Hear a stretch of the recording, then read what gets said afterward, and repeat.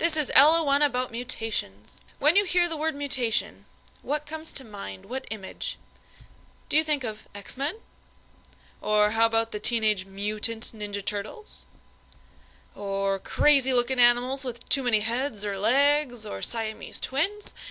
While these are all examples of mutations, did you know that this shows a mutation? How about this? I'll come back to these in a little bit and explain why they are examples of mutations. All mutations start in DNA. We can switch one letter, so here we actually switched a pair. Instead of CG, it became TA. We could switch one letter, so maybe the C accidentally becomes a T, and a T and a G are forced together. And then that's going to create problems when we copy our RNA later on. So a mutation is simply a change in DNA. We can cause changes by copying errors. Remember, when we're making new cells through mitosis, we have to make an identical copy of DNA first.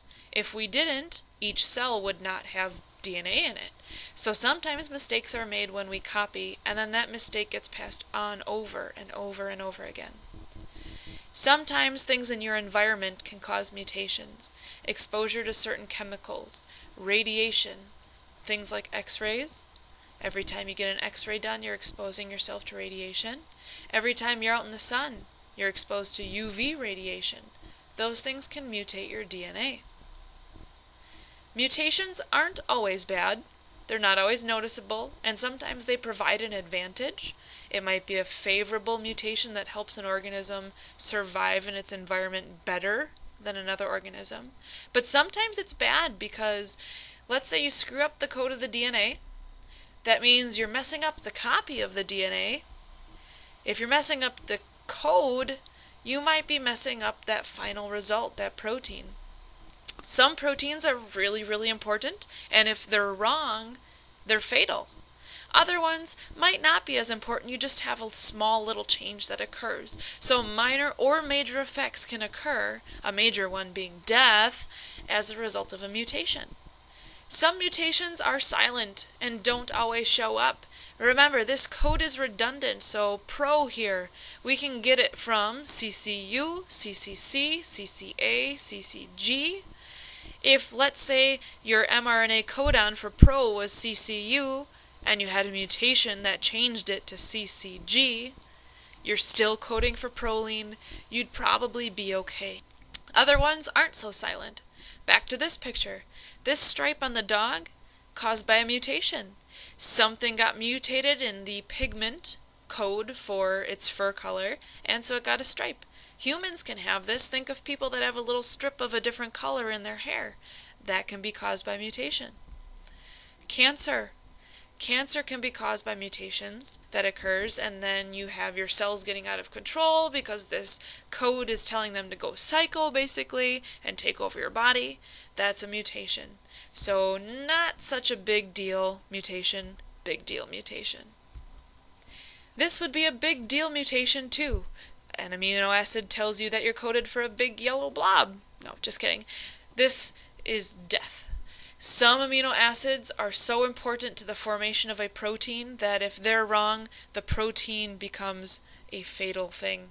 So now that you know a little bit about what a mutation is and what it can look like, we're going to look at the DNA level.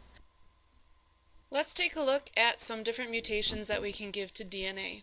First, we have a sequence of DNA, tac cat atta gag act, and I already transcribed it into mRNA. Now I need you to translate it. The first one, OG, A in the center, U, G stands for MET. Please figure out what the other four are, and then come back and see if you're correct. This should be the sequence that you end up with, and hopefully you have that correct. Now let's give our DNA a mutation. I'm going to give it a substitution, which means I'm just going to take one letter and switch it. So up here in my DNA sequence, instead of being GAG, now it says GAA. So let's figure out what our new protein looks like. Our four that we didn't change should be exactly the same. So these four I didn't mess with. But now we have CUG. Let's see what happens. CUG. We have leucine. Oh, hey look, that's still the same. Some mutations are silent Because this code is redundant, because there's more than one way to get our amino acids, sometimes the mutation has no effect at all. Is the final protein affected? No. And why? Because we still made leucine. It doesn't matter that we switched one letter, we still end up with the same amino acid we were supposed to have in the first place. So this mutation would not really show up. Therefore, it is called a silent mutation, because it doesn't show up. Next, you have something to fix. I made a mistake in your note packet. If it's not fixed already, please change this to be CAG.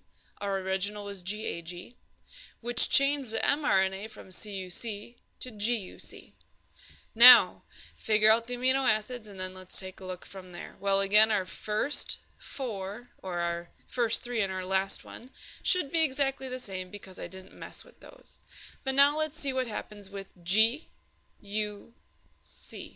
Now we have valine. Did we change our amino acid? Yes, before we had leucine, now we have valine.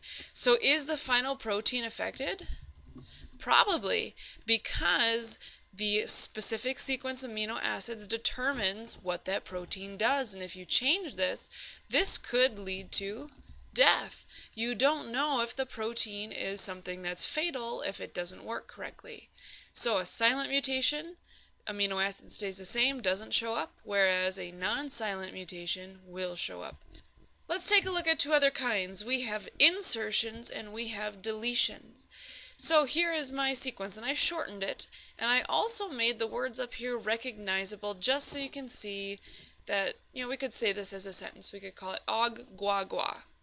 Let's figure out what this is. Og, we should know by now, always is going to stand for met, methionine. Gua, G, U, A, valine. Our last one is also gua, so our amino acid chain is going to be met, val, val. If we insert a letter, so last time we just subbed one letter, now I'm actually throwing in an A here. So instead of tac, cat, cat, now it's tac, cat, aka, t. Let's see what happens. Og stands for met. Gua is going to be the same here, stands for val. UGU, U-G-U stands for cis. And then we have this A. And here, nothing would happen because mRNA has to be read in groups of 3s, those codons. So the process would stop. You'd end up with this protein, and that looks very different from what we had before. If this was supposed to be longer, and let's say this was in the middle of the chain, we may terminate this protein synthesis early and cause some issues. What does an insertion do to the mRNA codons? So I'm going to say it shifts the groups of 3. Because we're not reading tac, cat, cat anymore. Now we're reading tac, cat, aka, t. The opposite of an insertion is a deletion.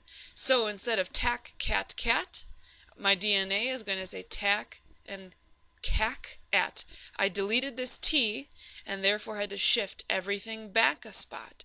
So mRNA, og, is methionine. Gua is valine. I found another mistake in my note packet. So if it's not fixed already, we need to get rid of this because A pairs with U. And what does T pair with? Well, T pairs with A. So please fix this in your packet again if you do not have it fixed already. Okay?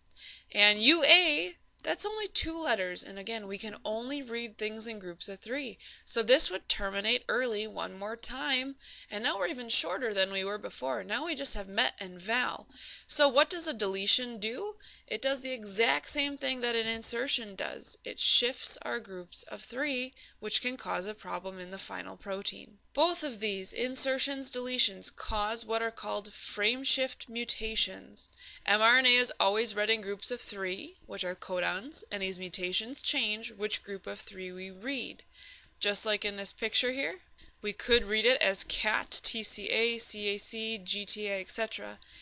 But if we have some sort of mutation that causes us to start at this A, ATT, now our amino acid is ILE instead of HIS. So a frameshift mutation shifts the groups of 3 that we read.